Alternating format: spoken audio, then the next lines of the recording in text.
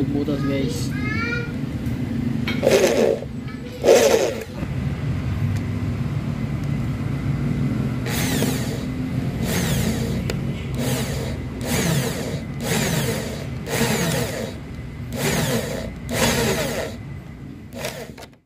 Mapagpalang araw guys. So ngayon may ituturo ko sa inyo basic pointers pa rin na technique na ipinagbabawal kung paano gamitin o butasin yung cylinder head gasket. Okay, especially mga brand new. So ano po ito, Honda Fit na unit na nag-overheat. So ang ating birador si Brad Ping, shoutout sa Brad, at saka si Brad Payat, ang ating mga birador ng Carslick TV. Itong mga technique na ito guys, hindi talaga ito namin ito pinapakita, especially sa mga batikang mga mekaniko na alam yung mga ganitong pamamaraan. Dahil ito ay sikreto talagang panghuling baraha. Okay, so madalang ito ginagamit, pero sa inyo dahil basic pointers tuturo ko sa inyo. Okay, so sige. At kasabay nito guys is mag-undergo rin tayo ng general o top overhaul lang tayo pala, sorry. So sa kanyang cylinder head, ipapakita ko na rin sa inyo dito kung paano tayo mag-tune up, paano tayo magkabit ng head gasket, paano natin i-assemble isa-isa, especially sa kanyang tuning system, yung kanyang tune up, kasi yung pinakamahalaga, at saka yung kanyang torque, kung paano yung higpit ng bawat head bolt. Okay, so tara, let's start. Pag-usapan natin, let's go, let's do it, pasok. Ito na yung gagawin natin guys, ipinagbabawal ng technique. Okay, so ito ngayon guys ang basic pointers na ituturo ko sa inyo, especially sa mga baguhan to ng mga mekaniko at saka yung mga nagdi-DIY na hindi pa gano'ng kabisado yung pagmimekanik. So pag nakabili kayo ng mga head gasket na na walang butas, so ang pinaka main purpose niyan is kailangan yung lagyan ng butas. So ang tanong, takot silang bumutas kasi nga baka mag-crack yung head gasket. So hindi po yan ginagawa ng mga hindi ganong marunong at hindi ganong kabisado yung sistema ng pagbubutas. Pero ngayon gagawin ko sa inyo, turo ko sa inyo yung dapat nyo gawin kung paano siya sistemahin. Simple lang naman siya gawin, basta alam nyo lang at saka medyo expert na kayo. Okay, so sige, tara, pag-usapan natin, let's go. Okay, so ang gagawin natin na bubutasan natin yung head gasket. Ito yung mga technique na ipinagbabawal. Okay, so ayan, kita nyo yung original, meron siyang sakto yung butas nya, pero yung brand new walang butas. So ang gagawin niya, bubutasan talaga yan. Maraming mga mekaniko na hindi gumagawa ng ganito dahil takot sila na mag-overheat, baka mabutas ng masira yung head gasket at hindi mabalik sa dati. Pero sa atin dito, binubutasan talaga natin yan guys, kasi lalong overheat yan pag hindi mo bubutasan. Ayan. So ayan o, walang butas. Ito pa, walang butas. Ayan, so maraming walang butas, so kailangan siyang butasan. Okay, ayan o, walang butas. So yung marking na yan, yan ang bubutasan natin. So yan ang mga technique na konti lang nakakalam yan, especially sa mga baguhan na mekaniko, hindi gumagawa ng ganyan mga technique. Okay, so sige, ang ating birador, Brad, sige, fire, let's go. Katutang barinan yung pagbubutas. Ayan, kita nyo yung butas guys. Yan. So ang gagawin nyo naman dyan, papantayin nyo to para hindi siya pa-flat talaga siya, para level yung niya, tatawag na ayun o, kita nyo diba, may naka-hosle. So tatanggalin nyo yan, papadaan nyo sa grinder o yung grinding stone para magpantay siya. So kailangan pantay talaga yung yung level, para pag inipit siya doon, automatic level din yung flatten yung head gasket, walang sabihin na nakaumbok.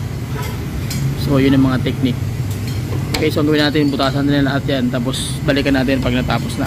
So ang nito, ang basic pointers kung bakit natin bubutasan, kasi nga nagkakaroon siya ng hindi equal yung yung flow ng tubig, yung kanyang coolant sa loob ng engine, especially doon sa kanyang block papunta doon sa head, kasi nga naka-block yung wala mga butas eh. So kaya nag-overheat siya in the long run. So takbo ka ng malayuan, mag-overheat talaga kasi nga mainit yung portion na dito na hindi naman nag-i-stack up yung tubig. So nangyari, iinit ang iinit, hindi equal yung temperature ng portion kung saan walang butas o walang flow yung tubig ng coolant. So kailangan pantay-pantay talaga yung butas, same sa original. So yun po yung mga basic pointers na mga rason kung bakit nag-overheat ang makina kahit sabihin na bagong overhaul. So yun po yung basic pointers na dapat yung maintindihan. Okay, so sige. Okay, so bubutasan na natin guys. Yan.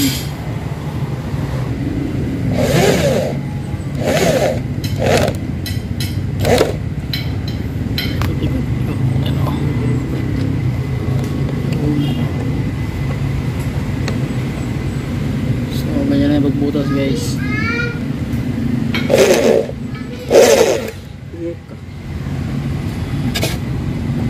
Kuat bisa bos. Dalam.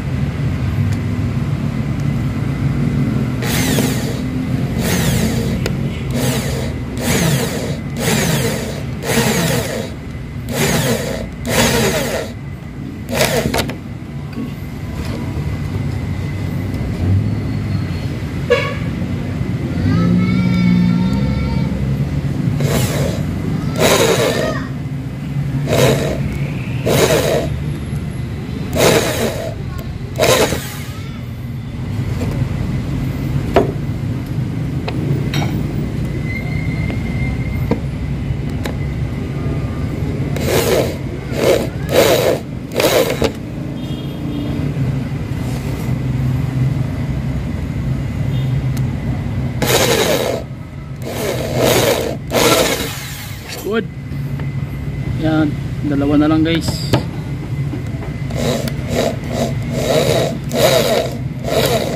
Hop, yan. Balik-balik yun. Okay, last.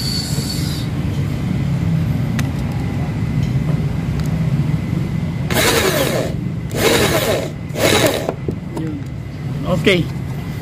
So, ayan na. Ang gagawin na lang is papantayin na lang itong yung level ng okay, so pantay.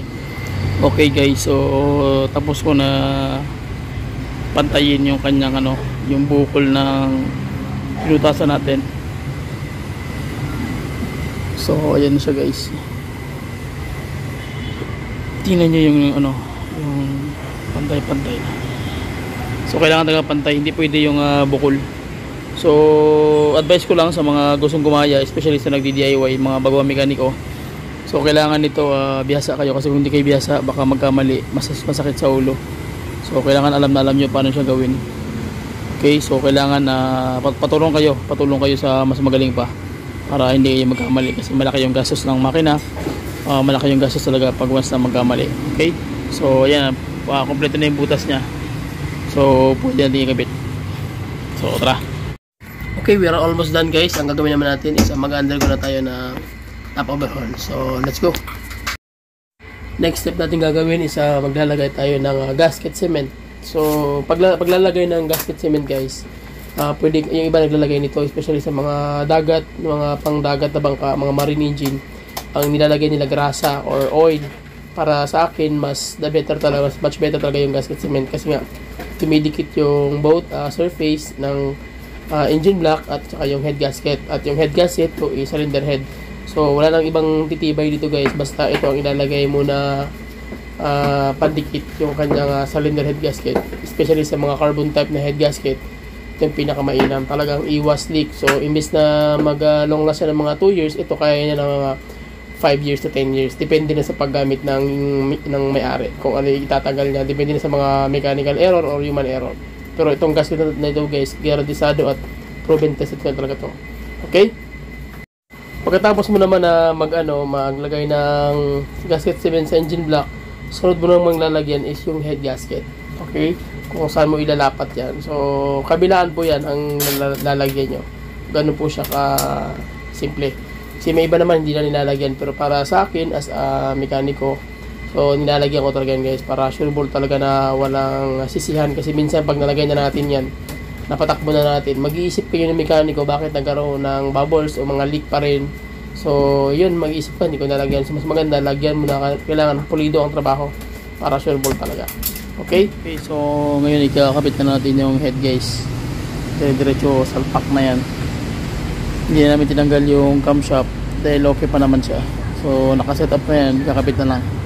Okay. So hindi tayo maglalagay ng gasket cement dito. So maglalagay tayo ng gasket cement doon na mismo sa kanyang sa kanyang solid head gasket na nakakabit na mismo sa may block. So tingnan natin guys. Okay, so kabit na. Ayun.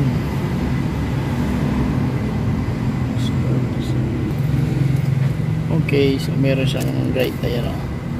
Kabilaan niyang guide guys. Ayan po. Salpak. Sako. Okay.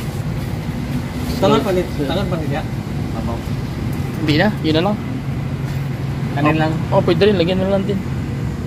Kanin lang yan sa diri sa hindi Oo, na. pwede. Ito na lang, nasa hindi na. Okay. So, ayan na guys. Pogi na. And then after nyo nga makakabit na yung head gasket, maglalagay naman kayo ng gasket cement. Same procedure nung ginawa natin sa block. So para maganda yung kapit ng head gasket at ng cylinder head. After nito guys, magkakabit na tayo ng cylinder head assembly. Ayan. Kaya magkabit kayo ng head, kailangan malinis itong surface ng metal, surface ng niya, head, para pantay talaga. Okay?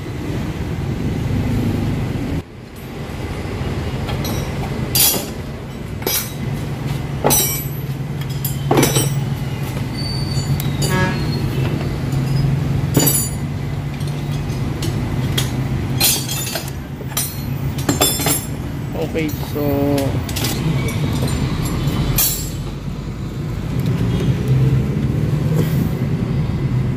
yan, sentro. Yan.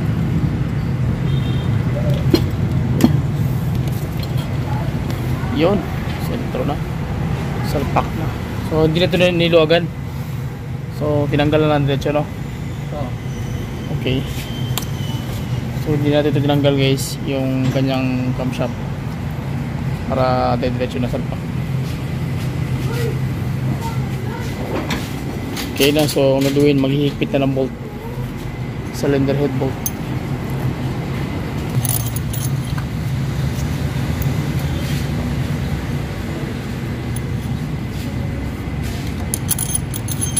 Gig-reading. Pagkipagkita na ko siya. Pick. Ang katong yung IC. Ang pa sa SCP pag kunin mo.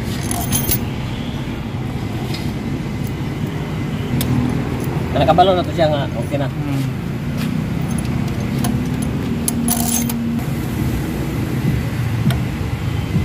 So ang higpit niyan guys, same pa rin dati. Kailangan kamay nyo muna pag nasagad na. So lahat yan pantay-pantay kamay paghigpit. Pagkatapos ng kamay, saka mo gagamitan ng torque, and then saka mo nahihigpitan. So yun ang pinaka basic pointers para hindi siya maapektuhan yung kanyang yung level. Basic pointers pa yun kung maghihigpit kayo ng torque pounds. Especially may nagtanong din sa akin na ano ba daw ang tamang torque ng head bolt. So depende po yan, ang sagot niyan is depende po yan sa laki ng head bolt o yung ulo niya, especially sa kanyang kataas, yung specification na number ng mm. So ito siya sa cylinder to, kasi ito GC yung ulo nito guys. So ako bilang mekaniko, ang ginagawa ko nito, una kinakamay ko muna paghigpit, pagkatapos pag medyo mahigpit na, saka ko na nilalagyan ng ginagamitan ng torque wrench. After that, saka ko ginagamitan mismo ng yung paghigpit talaga na may sukatan. Ayan siya. So unang birada mo niyan guys, 10 pounds, and then 20, 30, 60 until patas, hanggat kaya niya pang umikot. So ang ginagawa naman ng ibang mekaniko, yung mga banggit na mekaniko guys, pag walang mga torque wrench, depende sa bolt. Pag once na yung bolt medyo humigpit na parang kusang lumalaban, ibig sabihin sagad na yung huwag mong pilitin. Okay? Kasi pag pinilit mo, yung mga tendency na mabali. Pag mabali, backjab na siya, mas nalala ko masakit ang ulo. Okay, so yun ang mga basic pointers guys. Silip mo na sa ating mga customer. So, check mo natin guys ang ating mga customer. So, yung mga customer guys, ayan. Si Sir, may-ari ng Ford Focus. Sir, mamaya Sir, try natin yung unit mo Sir ha. Okay, so higpit tayo na rocker. Yun.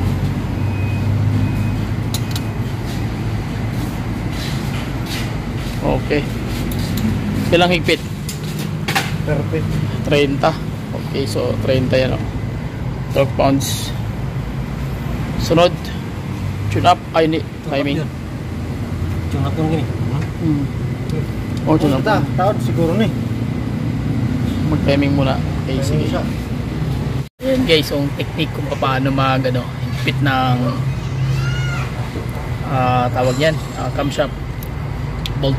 So kailangan nakakontra ka dyan sa may ano niya. Kita niyo yung mga virada guys. Yun. Bolt lang pre. Set up na siya. Ayan, medyo mahirap nga lang i-videohan yung timing guys. Kasi yung timing ng crankshaft, kailangan mo tanggalin yung takip. Nag-top overhaul lang tayo. Hindi natin tatanggalin yung takip. Sisilipin na lang kung hanggat makaya yung silip. So ang basic pointers nito, kung magtatanggal kayo ng head para hindi na kayo magtanggal ng yung crankcase.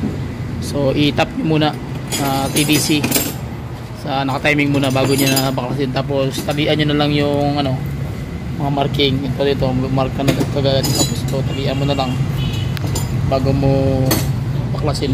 Okay, para hindi ka na mag doon sa ilalim, magmamarki, sa timing kasi mahirap timing doon.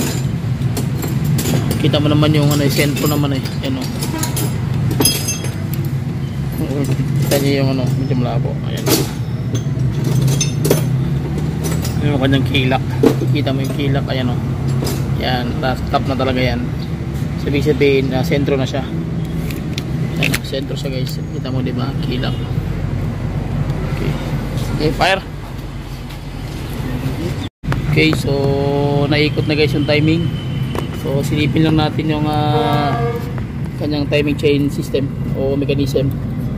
So ayan, madumi talaga yung niya. Dapat to ino-overhaul na to sa madumi. Kailangan malinisan siya. So okay na yan guys. So tune up na rin. Mamayang konti kakapit natin yung takip. Diretso na yan. Sige. So ito, pag mag-tune up kayo, hindi na kayo mahihirapan kasi meron na siyang marking. Ayan 3 4, tapos 2, and then sa ilalim yan yung 1. So pag 1 3 4 2 tama, 1 3 4 2 firing order. So hindi na kayo mahirapan pag kayo tune up. Okay, so yun yung mga basic pointers. So ayan guys, ang gagawin natin, i-tune up natin. So ang intake side nito, basic pointers pa rin sa mga baguhan saka sa mga mahilig mag DIY. So ano to siya guys, yung intake side nya, yung kanyang clearance, valve clearance is number 6 o 6mm. Tapos yung kanyang exhaust naman is 8.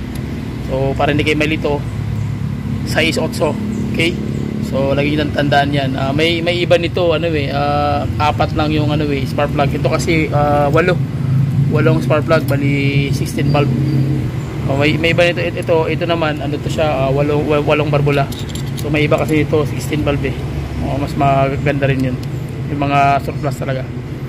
Okay, so sige, yan ang niya. At least nakuha nyo na yung basic pointers. Ayan, so titiran yan. Kailangan wala talagang play, may clearance, talagang sasabit na talaga. Halimbawa nagtira kayo ng 6, pag sinalpakan mo ng 8, dapat yung 8 hindi makapasok. Okay, so yun ang technique naman sa sistema ng guys, kanyang clearance. Sige, at least makuha nyo lang yung punto by punto. So kantabi. So okay, so lahat na yan. Pagkatapos nyan, yung timing, naka-timing na kasi na agad yun. So sisilipin na natin. Hindi natin kung makayang masilip natin. Sige, so ikakabit na natin yung exhaust manifold. Tapos yung kanyang intake manifold, tinakpan na namin kasi para hindi mahulugan ng mga pyesa. Tapos yung konti, kakabit-kabit na natin. Pati yung mga electrical wiring niya, radiator system, set up na. Okay, so wag tayo pag natapos na. Okay, so na-assemble na namin guys. Medyo nakabit na yung 90%. Sorry, almost 95% nakabit na natin yung lahat ng sistema. So ginabi na tayo guys. Ayan, so bukas mo ito papanda rin. Oil na lang ang kulang. Tapos tingnan natin kung kumusta yung tira natin, top overhaul. Okay? So sige. So hindi mawawala yung treatment para pag pinaandar natin, suwabing-suwabe. Picture mo, bro. Kailangan meron na pero hado engine treatment trouble talaga. Tapos mag-overhaul or mag-top overhaul, lalagyan mo talaga ng ganito. Okay? Para kita nyo may mga parang mga bilog-bilog. So yan yung treatment, guys. Okay, so lalagyan natin ng oil. So Petron Blaze Racing. Para muna yung treatment, guys, para siya yung mapailalim. Pag uminit yon, ang mangyayari niyan, matuturo na yun, magdi-dissolve yun into atoms. Pagkatapos niyan, kakalat na yan doon sa loob. Okay? So check muna natin yung oil level, guys. Kulang pa? Sige, fire. So pag maglalagay ka ng oil, kahit anong klaseng brand, guys, basta para sa akin yung fully synthetic, even multi-grade, basta fully synthetic. So depende rin sa kagustuhan ng may-ari, pero para sa atin mas maganda yung mga multi-grade na fully synthetic. Okay? Pag mga luma na, mas maganda yung fully synthetic na multi-grade. Yun po yung ma-advise ko sa inyo. So ayan na, guys, nakabit na namin, tapos pinaandar na rin namin. Takpan. So bleeding kami. Ayan, ma-andar na siya. Kita niyo yung andar, tahimik. So wala kang maririnig na knocking. So sino nagbirada? Ang ating team, Brad Pink, tsaka si Brad Ramil. Wala si Brad Payat. Okay, so yun lang, guys. So maraming salamat. Please shout out and subscribe to my YouTube channel. Bye bye and God bless. See you.